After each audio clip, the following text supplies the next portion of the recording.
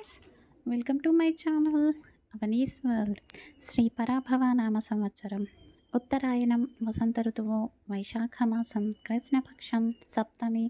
ఈరోజు శ్రవణ నక్షత్రం. ఈరోజు జపించవలసిన మంత్రం ఓం వెంకటేశాయ నమః, ఓం వెంకటేశాయ నమః, ఓం వెంకటేశాయ నమః. ఈరోజు ఈ నామాన్ని జపించడం వలన ఎటువంటి కష్టాల నుంచైనా సరే బయటపడవచ్చు. కలియుగ దైవమైనటువంటి ఆ వెంకటేశ్వర స్వామి యొక్క శక్తి ఈ మనపై ఎక్కువగా ఉంటుంది, అనుగ్రహం కూడా ఎక్కువగా ఉంటుంది. స్వామి యొక్క అష్టోత్తరంలో బిల్వార్చిత ప్రియాయ నమః అనే నామం ఉంటుంది. అంటే స్వామి వారికి బిల్వదళాలు అంటే చాలా ఇష్టం, ప్రీతి అని అర్థం.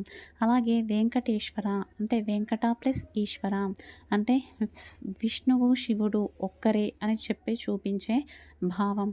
సో మహావిష్ణువు శ్రీరాముల వారు జన్మించి మనిషి రూపంగా ఉండి కష్టాలను నష్టాలను ఎన్నో ఒడిదుడుకులను ఎదుర్కొని ధర్మంగా మనిషి ఏ విధంగా బ్రతకాలి, ధర్మంగా బ్రతికితే ఏ విధంగా మనకి ధనము, కుటుంబము, భార్య, పిల్లలు తోడుగా ఉంటారు, దగ్గరవుతారు అని చెప్పేసి చూపించడానికే మనిషి జీవితాన్ని వాళ్ళు అవతరించారు. ఒక సాధారణ మనిషి ఏ విధమైన కష్టాలను అయితే అనుభవిస్తారో ఆ విధంగానే సాధారణ మనుషుల్లాగానే జన్మించి కష్ట నష్టాలను ఓర్చుకొని ధర్మంగా ఎలా బ్రతకాలో మనకు చూపించారు. ఈరోజు మంచి మాట. మనం భగవంతుణ్ణి ఏదైనా కోరుకున్నప్పుడు అది జరిగిపోతే భగవంతుని ఆశీస్సులు మనపై ఉన్నాయని అర్థం. మనం ఏదైనా కోరుకుంటే దానికి ప్రకృతి సహకరిస్తుంది అంటే ప్రకృతి ఆశీస్సులు మనతో ఉన్నాయి అని అర్థం. కానీ మనం ఏదైనా కోరుకుంటే అది జరగకుంటే ఆ భగవంతుడు మనల్ని దేని నుండో రక్షిస్తున్నాడు అని అర్థం. మన జీవితంలో ఒక వ్యక్తి ఎన్నో పాత్రలను పోషిస్తూ ఉంటాడు. ఒకే వ్యక్తి ఒక భార్యకు భర్తగా, అదేవిధంగా తల్లికి కొడుకుగా, కూతురికి తండ్రిగా, ఒక చెల్లకు అన్నగా, ఒక అక్కకు తమ్ముడిగా, ఈ విధంగా ఒక స్నేహితుడికి స్నేహితుడిగా ఎన్నో పాత్రలను ఒకే మనిషి పోషిస్తూ ఉంటాడు. మన జీవితం మనం ధర్మంగా జీవించినప్పుడు ఎలాంటి బాధలు మనకి ఉండవు. ఎప్పుడైతే మనకి ఎక్స్పెక్టేషన్స్ ఎక్కువైతాయో అవి ఎక్కువయ్యి మనపైన మోయలేనంత భారం అవుతుందో అప్పుడు మనకు దుఃఖం, ఏడుపు అనేది వస్తుంది. జీవితం చాలా కష్టతరంగా అవుతుంది. దయచేసి మీరు శ్రమించండి, మీ శ్రమకు తగినట్లుగా శ్రమించండి, మీ ధర్మానికి తగినట్లుగా మీరు బ్రతకండి. అంతేకాని ఓవర్గా ఎక్స్పెక్ట్ చేసుకొని దాన్ని భారంగా మోసుకుంటూ వెళ్ళి కష్టాలను కొని తెచ్చుకోకండి. ఒక వ్యక్తి ఉంటాడు, ఆ వ్యక్తి ఉదయం నుంచి సాయంత్రం వరకు కష్టపడుతూ ఉంటాడు. ఆ తర్వాత ఈవినింగ్ కాగానే మళ్ళీ 3-4 అవర్స్ ఒక ఇడ్లీ కొట్టులోనో టిఫిన్ సెంటర్లోనో పనిచేస్తాడు. ఉదయం లేవగానే పేపర్ వేయడం, మిల్క్ ప్యాకెట్స్ వేయడం చేస్తూ ఉంటాడు. రాత్రి 9-10 వరకు మళ్ళీ ఆన్లైన్లో క్లాసెస్ చెప్తూ ఉంటాడు స్టూడెంట్స్కి. ఇలా తను ప్రతి నిత్యము కూడా కష్టపడి ఒక గొప్ప ఐశ్వర్యవంతుడు అవుతాడు. తన వెనక చాలా బ్యాంక్ బ్యాలెన్స్ ఉంటుంది, కుటుంబం ఉంటుంది, పిల్లలు ఉంటారు. ఒకానొక సందర్భంలో ఎందుకు ఇంత కష్టపడడం, మీకు 60 ఇయర్స్ దాటాయి కదా అని చెప్పేసి అడిగితే, మనకి కాలము వయసు ఉన్నప్పుడే మనం కష్టపడాలి. మన కోరికలు తీరాలనుకున్నప్పుడు మనం నచ్చిన విధంగా బ్రతకాలంటే మనము నిత్యము శ్రమిస్తూ ఉండాలి. అప్పుడే మనకి జీవితం బాగుంటుంది.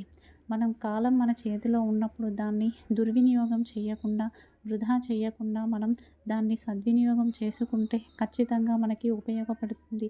ఇప్పుడు నేను కాలాన్ని సద్వినియోగం చేసుకొని ఇంత సంపాదించాను, కానీ ఈ యొక్క ఇంత సంపాదనను నేను కొన్నా కూడా మళ్ళీ పోయిన కాలం తిరిగి రాదు. అందుకే కాలాన్ని వినియోగించుకోవాలి. మనం కూడా అంతే. జీవితంలో ప్రతి నిమిషము, ప్రతి సెకండ్ కూడా గ్రాంటెడ్గా తీసుకోవద్దు. గ్రాటిట్యూడ్తో బ్రతకాలి. ప్రతి నిమిషాన్ని ఎలా వాడుకోవాలి, ఈరోజు ఏ విధంగా ఉపయోగించుకోవాలి అన్న నిశ్చల దృఢత్వంతోనే మనం మన లక్ష్య సాధన వైపు అడుగులు వేయాలి. ఈరోజు నిత్య నక్షత్రం శ్రవణ నక్షత్రం, అశ్విని మఖ మూల నక్షత్రం వారికి క్షేమతార, భరణి పుబ్బ పూర్వాషాఢ వారికి విపత్తార, కృతిక ఉత్తరాషాఢ వారికి సంపదతార, రోహిణి హస్త శ్రవణ నక్షత్రం వారికి జన్మతార, మృగశిర చిత్త ధనిష్ట నక్షత్రం వారికి పరమమిత్రతార, ఆరుద్ర స్వాతి శతభిష నక్షత్రం వారికి మిత్రతార, పునర్వసు విశాఖ పూర్వభాద్ర నక్షత్రం వారికి నైదనతార, పుష్య అనురాధ ఉత్తరాభాద్ర నక్షత్రం వారికి సాధకతార, ఆశ్లేష జ్యేష్ఠ రేవతి నక్షత్రం వారికి ప్రత్యక్తార. ఇక ఈరోజు మన సంప్రదాయంలో భాగంగా కొంతమంది ఇంట్లో తులసి చెట్టు ఉంటే మాకు కలిసి రావట్లేదు, మాకు మంచి జరగట్లేదు అని చెప్పేసి దూషిస్తూ ఉన్నారు. దయచేసి మన సాంప్రదాయంలో తులసి వృక్షం అనేది మహాలక్ష్మి స్వరూపంగా, మహావిష్ణు స్వరూపంగా మనం భావిస్తూ ఉంటాము. ఏ ఇంట్లో అయితే తులసి చెట్టు ఉంటుందో ఆ ఇంట్లో సాక్షాత్తు ఆ విష్ణు మహాదేవుడు శయనిస్తూ ఉన్నట్లుగా మనం భావించాలి. దయచేసి తులసి చెట్టును ఇంట్లో పెట్టుకోండి. దానివల్ల ఎలాంటి అనర్థాలు జరగవు. ఎక్కడైతే ఆ చెట్టు ఉంటుందో అక్కడ అరిష్టాలు అనేవి ఉండవు. హెల్త్ పరంగా కూడా తులసి చెట్టు నుంచి ఆక్సిజన్ అనేది విడుదలవుతుంది. మెడిసినల్ ప్రాపర్టీస్ అనేవి ఉంటాయి. అదేవిధంగా పూజిస్తున్న తులసి చెట్టును ఎట్టి కారణానికి స్త్రీలు కొయ్యరాదు. తులసిని ఉదయం టైంలో మాత్రమే కోయాలి. ఆఫ్టర్నూన్ టైంలో తులసిని కోయరాదు. మీరు పూజకి వినియోగించినట్లయితే ఇంకా దేనికైనా వినియోగించాలనుకుంటే వేరే పక్కన చెట్టును తులసి ఆకులను కోయవచ్చు, కానీ పూజించే తులసి ఆకులను కొయ్యరాదు. ఇక రేపు ఆచరించవలసిన పూజ, రేపు ఎవరైతే దుర్గాదేవికి కుంకుమార్చన చేసి దుర్గా కవచాన్ని కానీ దేవి ఖడ్గమాలను కానీ పారాయణ చేస్తారో వారికి సమస్త శత్రువుల నుంచి విజయం అనేది ప్రాప్తిస్తుంది. ఇక ఈరోజు యోగక్షేమం, అష్టమి శనివారం గడియలు ఉంటాయి. ఈరోజు సాయంత్రం ఒక పళ్ళెంలో ఎర్ర నీళ్ళు తయారు చేసి అందులో 2 మట్టి ప్రమిదలు పెట్టి నూనెతో దీపారాధన చేసి వేపాకులను మీ చేతిలో పట్టుకొని మీకు ఎవరి నుంచి అయితే సమస్యలు వస్తున్నాయో వారి నుంచి మీకు సమస్యలు రాకూడదు అని చెప్పేసి సంకల్పం చేసుకొని మీరు ఆ వేపాకులను ఆ ఆకులు ఎర్ర నీటిలో వేసి కాలభైరవాష్టకాన్ని పారాయణ చేయండి. తదుపరి ఆ పళ్ళాన్ని ప్రమిదలతో సహా ఇంటి బయట పెట్టండి. దీపాలు కొండెక్కాక ఎర్ర నీటిని ఏదైనా చెట్టుకు పోయండి. ఇలా చేసినట్లయితే శత్రువులపై విజయము కలుగుతుంది.